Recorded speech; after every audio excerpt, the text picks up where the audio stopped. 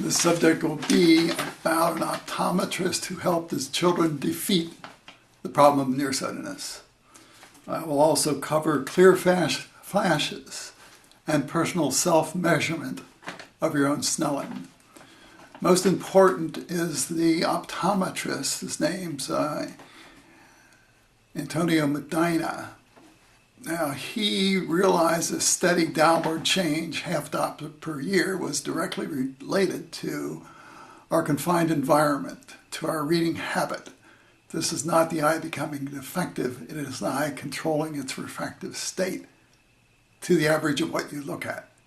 A little complex, maybe difficult, but science. So what did Antonio do? Well, he knows that kids do this. 20 inches would be bad, but they read at 4 inches and 3 inches. And you'll see quite a bit of this. Cell phones and so forth. You let a child do that for years, he's going to be myopic. I would say negative state of the normal eye. So Antonio knew that the steady half diopter per year was due to exclusively kids doing that. So what did he, and his kids were positive, refractive state of about 1 diopter. But he knew the eyes would keep on going down, change of refractive state, unless they did something about it. So his kids had 20/20 positive state, and he had them, whenever they sat down to read, got a strong plus lens, pushed it away, and read at the just blur point. Yes, that's an imposition on a person, very serious.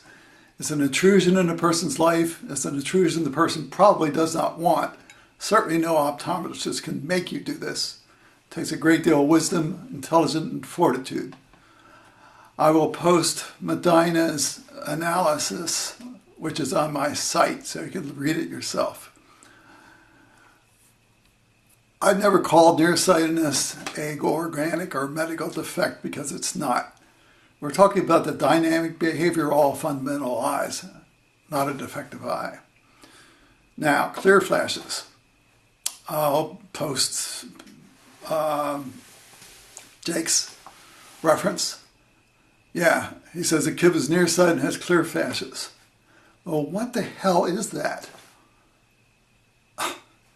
Read what Jake has to say. My understanding is this. I must always meet an average of reading the 20/40 line based on the California standards. So I'll have my Snellen up and I'll always making sure that objectively I meet that standard. But I expect to do far better than that.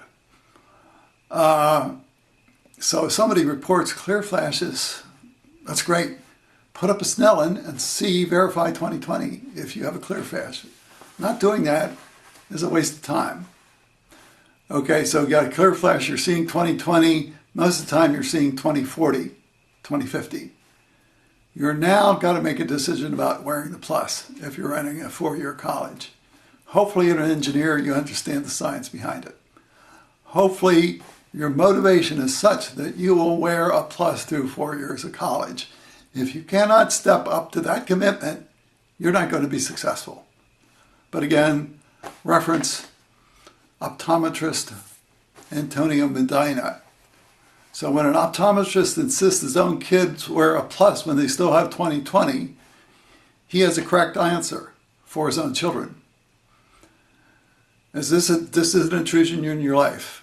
This comes from Jake Rafelson, who induced the same nearsightedness by the same habits. But he had enough presence of mind to realize that the plus had to be used at 20/40. He had a kid at 20/40. He tried to talk to the parents. The kid wore the plus and got to 20/20. Based on 100 years of research, it's very clear that the kid has to keep on wearing the plus, much like Antonio Medina's kids wear the plus. But of course, this type of confirmation is intellectual. You must know what's going to happen to your eyes if you don't wear the plus. And that does require intellect, science, and great personal resolve. There is no other way to do it.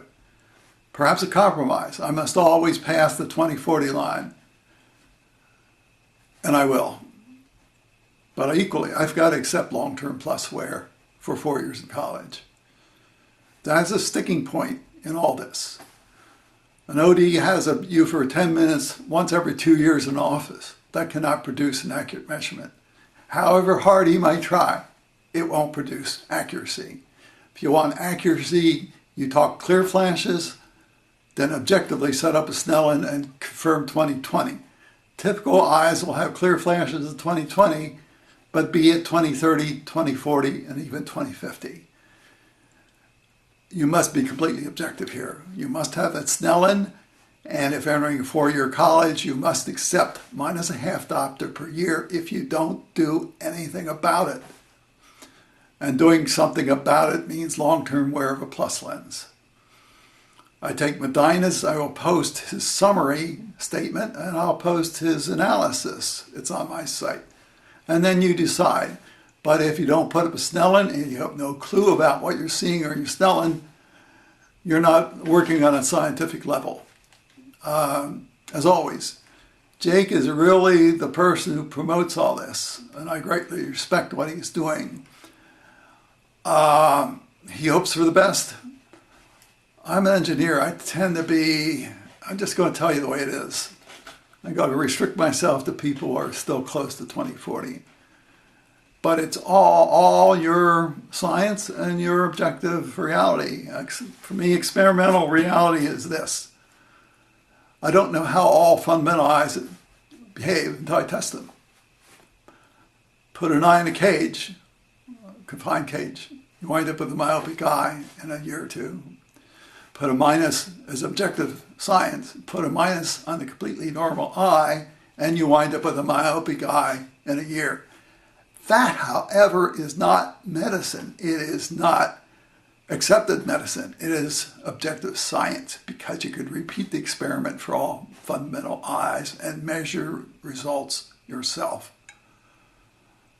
These are repeatable scientific experiments. It is science. It is the fundamental eye as a dynamic system.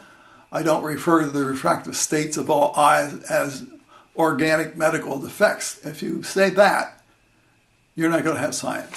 So enjoy the videos. Enjoy reading Jake's blog. It's excellent. I just can't claim success much beyond 20/40, but that's your choice too. We proposed a study where the person would measure his refractive state and would look at the science, which I've summarized on my site. But the person would have to make the measurements himself, as you see me doing them. And of course, the final result would have to be his refractive status is positive as per Antonio Medina's efforts with his own children. Thank you very much.